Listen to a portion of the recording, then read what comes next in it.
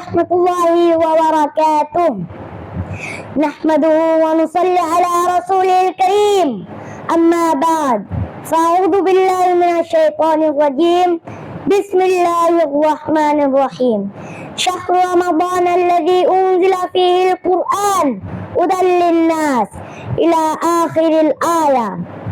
Wa qala Rasulullah sallallahu alaihi wasallam khairukum man ta'allama al-Qur'ana wa 'allama.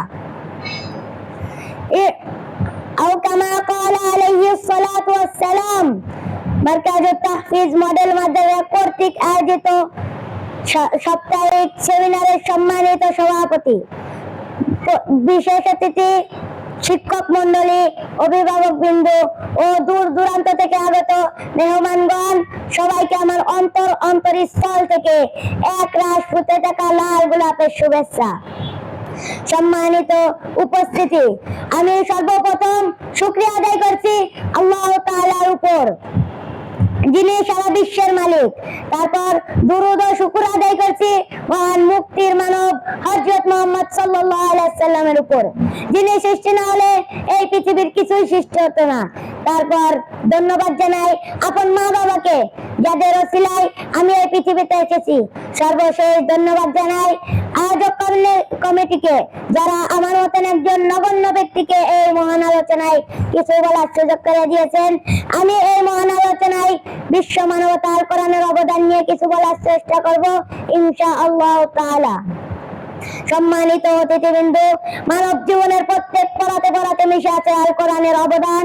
আল-হামে জাহিলিয়াতের যুগে মানুষ যখন পাপের সাগরে অতল তলে ডুবে গিয়েছিল, সেই সময় পাপ মুক্তির দূত হিসেবে আবির্ভাব হয়েছিল আল কোরআনের। মানুষের ব্যক্তিগত, পারিবারিক, সামাজিক, রাষ্ট্রীয় জীবনেও কোরআন দিক নির্দেশনা দিয়ে থাকে। ইংরেজিতে একটি কথা আছে, the Quran is complete code of life, অর্থ কোরআন একটি পূর্ণাঙ্গ জীবন ব্যবস্থা।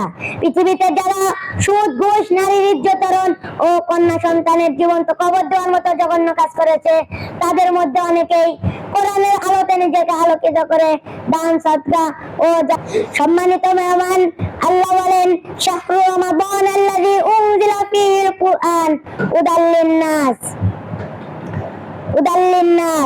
অর্থ আমি কোরআনকে রমজান মাসে নাজিল করেছি সমগ্র বিশ্বের মানব জাতির হেদায়েতের জন্য।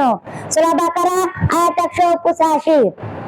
মানুষের জন্মদেশে থেকে সভ্যর জন্য যত গুণাবলী থাকা প্রয়োজন পবিত্র আল কোরআনে আল্লাহ পাক সুন্দরভাবে বলে দিয়েছেন। কোন জাতির উন্নতির মূল মন্ত্র সে জাতির চরিত্র। যে জাতি চারিত্রিকভাবে যতটাই উন্নত, সে জাতি দুনিয়া ও আখিরাতে ততটাই সফল।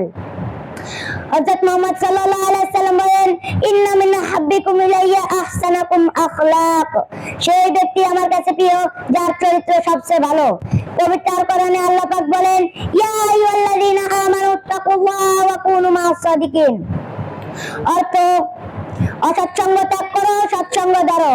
সূরা তাওবা আয়াত 119। তাই তো কবিতায় লিখেছেন, অসৎসঙ্গে সর্বনাশ,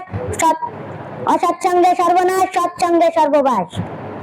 এই আয়াতের উদাহরণ হিসেবে আমরা বলতে পারি হযরত আবু বকর রাদিয়াল্লাহু তাআলা আনহু ও ওমরের মতন ব্যক্তিরা দুনিয়া ও আখিরাতে সফল হয়েছে। অপর দিকে তাকালে দেখতে পারি অসৎসঙ্গের কারণে আবু জাহেল, উতবা, সাইবার মতন ব্যক্তিরা দুনিয়া ও আখিরাতে ঘৃণিত হয়েছে। আজ মুসলিম কোরআনের দেখানো পথ ভুলে গেছে, তাই তারা পৃথিবীতে নির্যাতিত, নিপীড়িত। তাই তো হযরত মুহাম্মদ সাল্লাল্লাহু আলাইহি ওয়াসাল্লাম বিদায় হজের ভাষণে আমাদের মাঝে দুইটি জিনিস রেখে গিয়েছেন, একটা সুন্নাত, অপরটি মহাগ্রন্থ আল কোরআন। এই দুটি জিনিস যতদিন আঁকড়ে ধরে রাখতে পারবে সেতদিন পথ ভ্রষ্ট হবে না। কিন্তু আজ মুসলিম কোরআনের দেখানো পথ ভুলে গিয়েছে, তাই তারা পৃথিবীতে নির্যাতিত, নিপীড়িত। আসুন আমরা কোরআনের আলোতে নিজেকে আলোকিত করি ও দেশকে আলোকিত করি। এই বলে আমি আমার সংক্ষিপ্ত বক্তৃতা শেষ করছি। আসসালামু আলাইকুম ওয়া রাহমাতুল্লাহি ওয়া বারাকাতুহু।